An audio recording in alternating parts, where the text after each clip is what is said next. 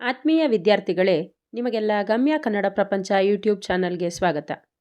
ಇಂದು ನಾವು ICSE ಬೋರ್ಡ್ನ 10ನೇ ತರಗತಿಯ ಸಣ್ಣ ಕಥೆಗಳಲ್ಲಿ ಒಂದಾದಂತಹ ದೀಪಾವಳಿಯ ಮಹಿಮೆ ಈ ಪಾಠದ ಬಗ್ಗೆ ಸಾರಾಂಶವನ್ನು ತಿಳಿದುಕೊಳ್ಳೋಣ. ಪುರಾತನ ಕಾಲದಿಂದ ಮನುಷ್ಯನ ಸಂಸ್ಕೃತಿ ಮತ್ತು ಸಂಪ್ರದಾಯಗಳು ಹೇಗಿತ್ತು ಅನ್ನೋವಂಥದ್ದಕ್ಕೆ ಈ ಜಾನಪದ ಕಥೆಗಳು ನಮಗೆ ಸಾಕಷ್ಟು ಉತ್ತಮವಾದಂತಹ ಉದಾಹರಣೆಗಳನ್ನು ನೀಡ್ತಾ ಹೋಗುತ್ತೆ ಅಂತ ಹೇಳಬಹುದು. ಈ ಜಾನಪದ ಕಥೆಗಳು ಮುದ್ರಣ ರೂಪವನ್ನು ಕಾಣದೆ ಹಿಂದೆ ಜನರ ಮಾತಿಂದ ಮಾತಿಗೆ, ಅಂದರೆ ಬಾಯಿಂದ ಬಾಯಿಗೆ ಹರಿದು ಬಂದಂತಹ ಕಥೆಗಳಾಗಿದೆ ಅನ್ನೋದನ್ನು ನಾವಿಲ್ಲಿ ತಿಳಿಬೇಕಾಗತ್ತೆ. ಅಲ್ಲದೆ ಈ ಕಥೆಗಳು ಕೇಳಿಸ್ಕೊಂಡವರಿಗೆ ಯಾರಿಗೂ ಇದೊಂದು ಸುಳ್ಳು ಕಥೆಯೇನೋ ಅಂತ ಹೇಳಿ ಅನ್ನಿಸೋದೇ ಇಲ್ಲ. ಇದು ಸತ್ಯವಾದ ಕಥೆಯೇನೋ ಅನ್ನುವಂತಹ ಒಂದು ಭಾವನೆಯನ್ನು ನೀಡ್ತಾ ಹೋಗುತ್ತೆ. ಮನುಷ್ಯ ಅವನ ಸಮಾಜ ಮತ್ತು ಸಂಸ್ಕೃತಿ ಹಾಗೂ ನಾಗರಿಕತೆಗಳ ಬಗ್ಗೆ ಹಲವಾರು ದಾಖಲೆಗಳನ್ನು ಈ ಜಾನಪದ ಕಥೆ ತಿಳಿಸುತ್ತೆ ನಮಗೆ ಅಂತ ಹೇಳಿ ನಾವು ತಿಳಿಬೇಕಾಗತ್ತೆ. ಜೊತೆಗೆ ಇದೊಂದು ಪ್ರಾಮಾಣಿಕವಾದಂತಹ ವಿಜ್ಞಾನವೂ ಕೂಡ ಆಗಿದೆ. ಆದ್ದರಿಂದ ಈ ಜಾನಪದ ಕಥೆಗಳಿಗೆ ಪರಂಪರಾಗತವಾದಂತಹ ಹಿನ್ನೆಲೆ ಇದೆ. ಮನೋರಂಜನೆ ನೀಡೋದು ಇದರ ಮುಖ್ಯ ಉದ್ದೇಶ ಆದರೆ ಜೊತೆಗೆ ಅಂದಿನ ಕಾಲದ ಸಮಾಜ ಹೇಗಿತ್ತು, ಭಾಷೆ ಹೇಗಿತ್ತು, ಚರಿತ್ರೆ ಹೇಗಿತ್ತು, ಮತ್ತು ಅವತ್ತಿನ ಒಂದು ಮನಃಶಾಸ್ತ್ರ ಹೇಗಿತ್ತು ಹಾಗೂ ಮಾನವೀಯತೆಯ ಶಾಸ್ತ್ರ ಹೇಗಿತ್ತು ಅನ್ನುವಂಥದ್ರ ಬಗ್ಗೆ ಈ ಜನಪದ ಕಥೆಗಳು ನಮಗೆ ಸಾಕಷ್ಟು ತಿಳಿವಳಿಕೆಯನ್ನು ನೀಡ್ತಾ ಹೋಗುತ್ತೆ. ಈ ಸಂಪ್ರದಾಯದ ಕಥೆಗಳು ಗದ್ಯ ಪದ್ಯ ಎರಡರಲ್ಲೂ ಕೂಡ ನಮಗೆ ಸಿಗ್ತಾ ಹೋಗುತ್ತೆ. ಕಥೆಗಳನ್ನು ಹೇಳೋದಾಗಲಿ ಕೇಳೋದಾಗಲಿ ನೆನ್ನೆ ಮೊನ್ನೆದಲ್ಲ. ಶ್ರಮದ ಒಂದು ಉಪಶಮನ ಮಾಡಲಿಕ್ಕಾಗಿ ಆಗಿರುವಂತಹ ಶ್ರಮವನ್ನು ಮರೆಯೋದಕ್ಕಾಗಿ ಈ ಕಥೆಗಳು ಮನರಂಜನೆಯ ರೂಪದಲ್ಲಿ ಜನ್ಮ ತಾಳಿತು ಅಂತ ಹೇಳಿದ್ರೆ ತಪ್ಪಾಗೋದಿಲ್ಲ. ಹಾಗಾಗಿ ಈ ಕಥೆಗಳನ್ನು ನಾವು ಯಾವತ್ತಿಗೂ ಕೂಡ ಮನೋರಂಜನೆಯ ಹಾಗೂ ನಮ್ಮ ಬದುಕಿನ ಒಂದು ನೀತಿಯ ಪಾಠವಾಗಿ ತಿಳಿದುಕೊಳ್ಳಬಹುದು ಅಂತ ಹೇಳಿ ನಾವಿಲ್ಲಿ ತಿಳಿಬೇಕಾಗತ್ತೆ. ಇನ್ನು ದೀಪಾವಳಿಯ ಮಹಿಮೆ ಕಥೆಯನ್ನು ತಿಳಿತಾ ಹೋಗೋಣ. ಸಾವಿರಾರು ವರ್ಷಗಳ ಹಿಂದೆ ಚಿನ್ನಾರಿ ಅನ್ನುವಂತಹ ಒಂದು ರಾಜ್ಯ ಇರುತ್ತೆ. ಆ ರಾಜ್ಯಕ್ಕೆ ಪ್ರತಾಪ ಅನ್ನುವಂತಹ ಒಬ್ಬ ರಾಜನಿರ್ತಾನೆ. ರಾಜ್ಯ ತುಂಬ ಚಿಕ್ಕದಾಗಿದ್ರೂ ಕೂಡ ತುಂಬ ಸಂಪತ್ತಿನಿಂದ ಕೂಡಿರುತ್ತೆ. ಪ್ರಜೆಗಳು ಸುಖ ಸಂತೋಷದಿಂದ ಜೀವನ ನಡೆಸ್ತಾ ಇರ್ತಾರೆ. ಹೀಗೆ ರಾಜನ ಖಜಾನೆಯಲ್ಲಿ ಹೇರಳವಾದಂತಹ ಬಹಳವಾದಂತಹ ಹಣ ಇತ್ತು. ಇದರಿಂದ ಪ್ರತಾಪ ಹಣವನ್ನು ನೀರಂತೆ ಖರ್ಚು ಮಾಡ್ತಾ ಇದ್ದ. ದೊಡ್ಡ ಸೈನ್ಯವನ್ನು ಕೂಡ ಕಟ್ಕೊಂಡ, ತನ್ನ ರಾಜ್ಯವನ್ನು ಕೂಡ ವಿಸ್ತರಿಸ್ದ. ಪ್ರತಾಪನ ಒಳ್ಳೆಯ ಗುಣದ ಜೊತೆಗೆ ಅವನೊಬ್ಬ ಹಠಮಾರಿ ಅಭಿಮಾನಿ ರಾಜನಾಗಿದ್ದುದು ಪ್ರಜೆಗಳಿಗೆಲ್ಲ ಒಂಥರ ಚಿಂತೆ ಆಗ್ಬಿಟ್ಟಿತ್ತು ಅಂತ ಹೇಳಿದರೆ ತಪ್ಪಾಗಲ್ಲ. ಅದಕ್ಕೆ ತಕ್ಕಂತೆ ಒಂದು ನಿದರ್ಶನವೂ ಕೂಡ ನಡೆಯುತ್ತೆ. ಒಂದಿನ ಈ ಪ್ರತಾಪನ ರಾಜ್ಯಕ್ಕೆ ಕಾಶ್ಮೀರದಿಂದ ಕೆಲವು ಜನ ಕೇಸರಿ ಮಾರುವಂತಹ ವ್ಯಾಪಾರಿಗಳು ಬರ್ತಾರೆ. ಅವರು ತಮ್ಮ ಜೊತೆ ಭಾರೀ ಮೊತ್ತದ ಕೇಸರಿಯನ್ನು ಹೊತ್ತು ತಂದಿರ್ತಾರೆ. ನಿಮಗೆಲ್ರಿಗೂ ಗೊತ್ತು ಕೇಸರಿಯ ಬೆಲೆ ಜಾಸ್ತಿ ಅಂತ. ಹಾಗಾಗಿ ಅವರು ಪ್ರತಾಪನಿಗೆ ಅದನ್ನು ಮಾರಬೇಕು ಅಂತ ಹೇಳಿ ಅಂದುಕೊಳ್ತಾರೆ. ಪ್ರತಾಪ ಆ ವ್ಯಾಪಾರಿಗಳೆದುರು ತಾನು ಎಷ್ಟು ದೊಡ್ಡ ಶ್ರೀಮಂತ ಅನ್ನುವಂತಹ ತೋರಿಸುವಂತಹ ಆಸೆಯನ್ನು ಪಡ್ತಾನೆ. ಅವರ ಬಳಿ ಇದ್ದಂತಹ ಎಲ್ಲ ಕೇಸರಿಯನ್ನು ತಾನೊಬ್ಬನೇ ಖರೀದಿ ಮಾಡ್ತಾನೆ. ಇದರಿಂದ ವ್ಯಾಪಾರಿಗಳಿಗೆ ತುಂಬ ಸಂತೋಷವಾಗುತ್ತೆ. ಅವರು ನೋಡುತ್ತಿದ್ದಂತೆಯೇ ಅದನ್ನೆಲ್ಲ ತೆಗೆದುಕೊಂಡಂತಹ ಪ್ರತಾಪ ಗೊಬ್ಬರದ ಗುಂಡಿಗೆ ಸುರಿಸಿಬಿಡ್ತಾನೆ. ಇದರಿಂದ ಧನ ಮತ್ತು ಸಮೃದ್ಧಿಯ ದೇವತೆಯಾದಂತಹ ಲಕ್ಷ್ಮಿಗೆ ಅವಮಾನವಾದಂಗೆ ಆಗುತ್ತೆ. ತನ್ನ ಕೃಪೆಯಿಂದ ಶ್ರೀಮಂತನಾಗಿ ಮೆರಿತಾ ಇದ್ದಾನಲ್ಲ ಈ ಪ್ರತಾಪ, ಇವನ ಸೊಕ್ಕು ಇಳಿಸ್ತೀನಿ ಅಂತ ಹೇಳಿ ಲಕ್ಷ್ಮೀದೇವಿ ನಿರ್ಧಾರವನ್ನು ಮಾಡ್ತಾಳೆ. ಪ್ರತಾಪನ ಮೂರ್ಖತನದಿಂದ ಲಕ್ಷ್ಮೀದೇವಿಗೆ ತುಂಬ ಸಿಟ್ಟು ಬರುತ್ತೆ. ಮುಂದೆ ಕೆಲವೇ ದಿನಗಳಲ್ಲಿ ಪ್ರತಾಪ ಇದ್ದಕ್ಕಿದ್ದ ಹಾಗೆ ಜೂಜಾಡೋದನ್ನು ಕಲ್ತ್ಕೊತಾನೆ. ದಿನ ಕಳೆದ ಹಾಗೆ ತನ್ನೆಲ್ಲ ಸಂಪತ್ತನ್ನು ಜೂಜಲ್ಲಿ ಸೋತು ಸೋತು ಸೋತು ಕೊನೆಗೊಂದು ದಿವಸ ನಿರ್ಗತಿಕನಾಗ್ತಾನೆ, ಭಿಕ್ಷುಕನಾಗ್ತಾನೆ. ಅವನ ರಾಜ್ಯ ಅವನ ಕೈತಪ್ಪಿ ಹೋಗುತ್ತೆ. ಶತ್ರುಗಳು ಅವನ ರಾಜ್ಯದ ಮೇಲೆ ಆಕ್ರಮಣವನ್ನು ಮಾಡ್ತಾರೆ. ಸದಾ ಜೂಜಲ್ಲೇ ನಿರತನಾಗಿರ್ತಿದ್ದಂತಹ ಪ್ರತಾಪಂಗೆ ಶತ್ರುಗಳನ್ನು ಎದುರಿಸುವಂತಹ ಶಕ್ತಿಯೂ ಕೂಡ ಇರಲಿಲ್ಲ. ಕೊನೆಗೆ ಆ ರಾತ್ರಿ ಪ್ರತಾಪ ತನ್ನ ಮಗ ಮತ್ತು ಸೊಸೆಯೊಂದಿಗೆ ರಾಜ್ಯವನ್ನು ಬಿಟ್ಟು ಹೊರಟೋಗ್ಬಿಡ್ತಾನೆ. ಈಗ ಪ್ರತಾಪನಿಗೆ ಅವನ ತಪ್ಪಿನ ಅರಿವಾಗುತ್ತೆ. 3 ಹಗಲು ರಾತ್ರಿ ಪ್ರಯಾಣ ಮಾಡ್ತಾ ದೂರದಲ್ಲಿದ್ದಂತಹ ರಾಜ್ಯವೊಂದಕ್ಕೆ ಬರ್ತಾನೆ. ನಗರದ ಹೊರಗೆ ಒಂದು ಗುಡಿಸಲನ್ನು ಕಟ್ಕೊಂಡು ಜೀವನ ನಡೆಸೋದಕ್ಕೆ ಶುರು ಮಾಡ್ತಾರೆ. ಪ್ರತಾಪ ಮತ್ತು ಅವನ ಮಗ ಬೆಳಗ್ಗೆ ಎದ್ದು ಕೆಲಸಕ್ಕೆ ಹೋಗ್ತಾ ಇದ್ರು ದಿನಾಗ್ಲೂ. ಕಟ್ಟಿಗೆ ಒಡೆಯೋದು, ಬಂಡೆ ಸೀಳೋದು, ಪೈರನ್ನು ನಾಟಿ ಮಾಡೋದು, ಹೀಗೆ ಯಾವ ಕೆಲಸ ಆದರೂ ಸರಿ ಕಷ್ಟಪಟ್ಟು ಕೆಲಸ ಮಾಡ್ತಾಯಿದ್ರು. ಆ ಪ್ರತಾಪನಿಗೆ ಸೊಸೆ ಇರ್ತಾಳಲ್ಲ, ಆ ಸೊಸೆಯ ಹೆಸರು ಸುಮಂಗಳ ಆಗಿರುತ್ತೆ. ಅವಳು ತುಂಬ ಬುದ್ಧಿವಂತೆ ಆಗಿರ್ತಾಳೆ. ಮನೆಯಲ್ಲಿ ತುಂಬ ಸುಂದರವಾದಂತಹ ಸಂಸಾರವನ್ನು ಮಾಡ್ತಾ ಚೊಕ್ಕವಾಗಿ ಅಂದರೆ ತುಂಬ ನೀಟಾಗಿ ಮನೆಯನ್ನು ಇಟ್ಕೊಂಡಿರ್ತಾಳೆ. ಜೊತೆಗೆ ತನ್ನ ಮಾವ ಮತ್ತು ಗಂಡನಿಗೆ ಧೈರ್ಯ ಹೇಳ್ತಾ ಇರ್ತಾಳೆ, ಎಲ್ಲವೂ ಮುಂದೆ ಒಂದಿನ ಸರಿ ಹೋಗುತ್ತೆ ಅಂತ ಹೇಳಿ. ಅವರಿಗೆ ದುಃಖ ಆಗದೆ ಇರೋ ಹಾಗೆ ಈ ಸುಮಂಗಳೆ ನೋಡ್ಕೋತಾ ಇದ್ಲು.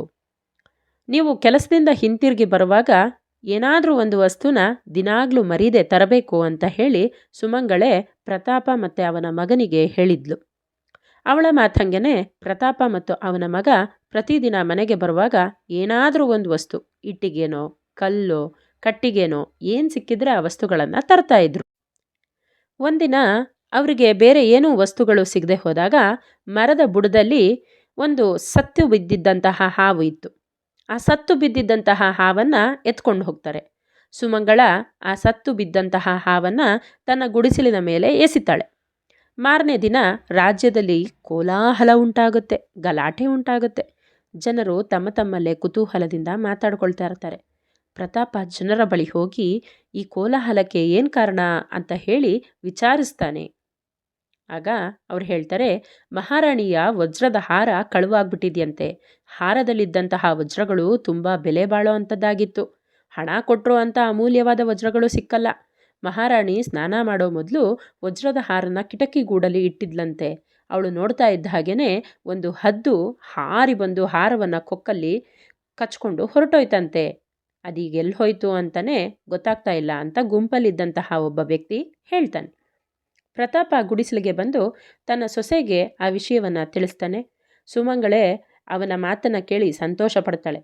ಈಗ ನೀವು ರಾಜನ ಬಳಿ ಹೋಗಿ ಮಹಾರಾಣಿಯ ವಜ್ರದ ಹಾರನ ತಂದುಕೊಟ್ರೆ ಏನು ಉಡುಗೊರೆ ಕೊಡ್ತೀರಾ ಅಂತ ಕೇಳಿ ಖಚಿತ ಮಾಡ್ಕೊಳ್ಳಿ ಅಂತ ಸುಮಂಗಳೆ ಪ್ರತಾಪನಿಗೆ ಹೇಳ್ತಾಳೆ.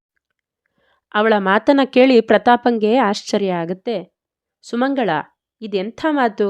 ಮಹಾರಾಣಿ ವಜ್ರದ ಹಾರ ನಮ್ಮ ಬಳಿಯಲ್ಲಿದೆ ಅಂತ ಹೇಳಿ ಪ್ರತಾಪ ಸುಮಂಗಳೆಯನ್ನ ಕೇಳ್ತಾನೆ.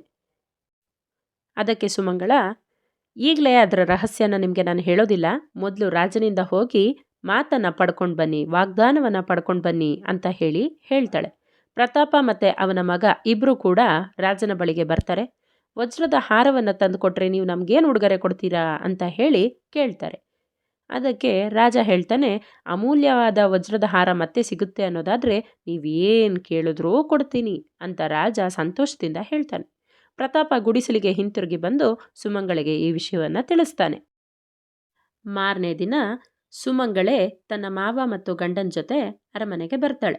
ಬಂದು ತನ್ನ ಸೆರಗಿನಲ್ಲಿ ಕಟ್ಟಿಕೊಂಡಿದ್ದಂತಹ ಹದ್ದು ಸತ್ತ ಹಾವನ್ನು ಕಚ್ಚಿಕೊಂಡು ಗುಡಿಸಲಿನ ಮೇಲೆ ಬಿಟ್ಟು ಹೋಗಿದ್ದಂತಹ ವಜ್ರದ ಹಾರವನ್ನು ತೆಗೆದು ರಾಜನ ಮುಂದಿಡ್ತಾಳೆ. ರಾಜನಿಗೆ ಇದರಿಂದ ತುಂಬ ಸಂತೋಷವಾಗುತ್ತೆ. ನಿನಗೇನು ಬೇಕು ಕೇಳು, ಸಂಕೋಚ ಪಡಬೇಡ ಅಂತ ಹೇಳಿ ಖಂಡಿತ ಕೊಡ್ತೀನಿ ಅಂತ ಹೇಳಿ ರಾಜ ಹೇಳ್ತಾನೆ. ಅದಕ್ಕೆ ಸುಮಂಗಳೇ, ಪ್ರಭು, ನನಗೆ ಧನ ಕನಕ ವಸ್ತು ವಾಹನ ಏನೂ ಬೇಡ.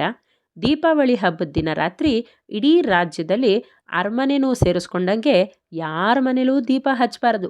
ಹಾಗೂ ಒಂದು ವೇಳೆ ದೀಪ ಹಚ್ಚಬೇಕು, ದೀಪಾವಳಿ ಆಚರಿಸ್ಬೇಕು ಅಂತ ಅನಿಸಿದ್ರೆ ಅವರೆಲ್ಲರೂ ಕೂಡ ಬಂದು ನನ್ನ ಗುಡಿಸಲಿನ ಸುತ್ತ ದೀಪವನ್ನು ಬೆಳಗಿಸ್ಲಿ ಅಂತ ಸುಮಂಗಳೆ ಧೈರ್ಯದಿಂದ ರಾಜನಿಗೆ ಕೇಳ್ತಾಳೆ. ಆಗ ರಾಜನಿಗೆ ಆಶ್ಚರ್ಯ ಆಗತ್ತೆ. ಇದೆಂಥ ವಿಚಿತ್ರವಾದ ಬೇಡಿಕೆ ನಿಂದು ಅಂತ ಹೇಳಿ ಕೇಳ್ತಾನೆ. ಆದರೆ ರಾಜ ಆಡಿದ ಮಾತಿಗೆ ತಪ್ಪೋ ಹಾಗಿರಲಿಲ್ವಲ್ಲ. ಆಯಿತು, ಅವಳ ಕೋರಿಕೆನ ನಡೆಸ್ಕೊಡ್ತೀನಿ ಅಂತ ಹೇಳಿ ಒಪ್ಕೋತಾನೆ. 1-2 ತಿಂಗಳಲ್ಲೇ ದೀಪಾವಳಿ ಹಬ್ಬ ಬರುತ್ತೆ.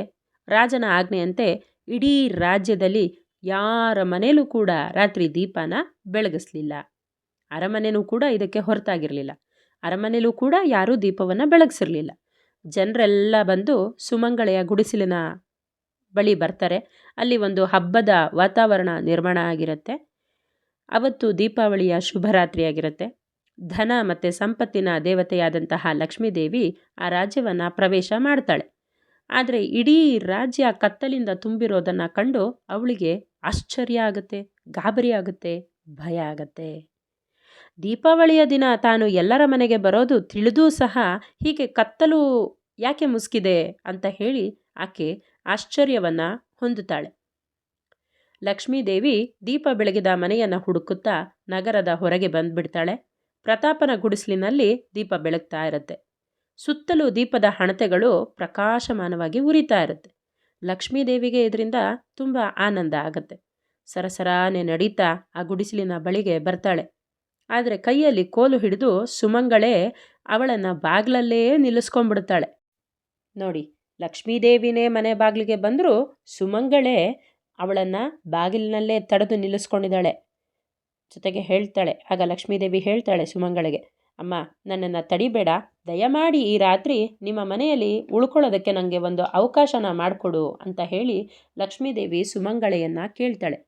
ಆಗ ಸುಮಂಗಳೆ ಹೇಳ್ತಾಳೆ, ಸಾಧ್ಯ ಇಲ್ಲ, ನನ್ನ ತಂದೆ ಮಾಡಿದ ಚಿಕ್ಕ ತಪ್ಪಿಗೆ ನೀನು ದೊಡ್ಡ ಶಿಕ್ಷೆನ ಕೊಟ್ಬಿಟ್ಟಿದೀಯಾ. ನನ್ನ ತಂದೆಯ ರಾಜ್ಯ ಸಂಪತ್ತು ಎಲ್ಲ ಹೊರಟೋಯ್ತು. ಈಗ ಅವರು ದುಃಖದಿಂದ ನಿರ್ಗತಿಕರಾಗಿ ಭಿಕ್ಷುಕರ ಥರ ಜೀವನನ ನಡೆಸ್ತಾ ಇದ್ದಾರೆ. ನೀನು ತುಂಬ ಕ್ರೂರಿ ಇದೆಯಾ ಅಂತ ಹೇಳಿ ಸುಮಂಗಳೇ ಲಕ್ಷ್ಮೀದೇವಿಯ ಮೇಲೇ ಗುಡುಗ್ತಾ. ಪಾಠದ ಆರಂಭದಲ್ಲೇ ಹೇಳಿದ್ದಾರೆ ಅಲ್ಲ, ಸುಮಂಗಳೇ ತುಂಬ ಧೈರ್ಯವಂತೆ, ಗಟ್ಟಿಗಿತ್ತಿ ಅಂತ ಹೇಳಿ. ಅದು ಇದರಿಂದ ಸಾಬೀತಾಗತ್ತೆ.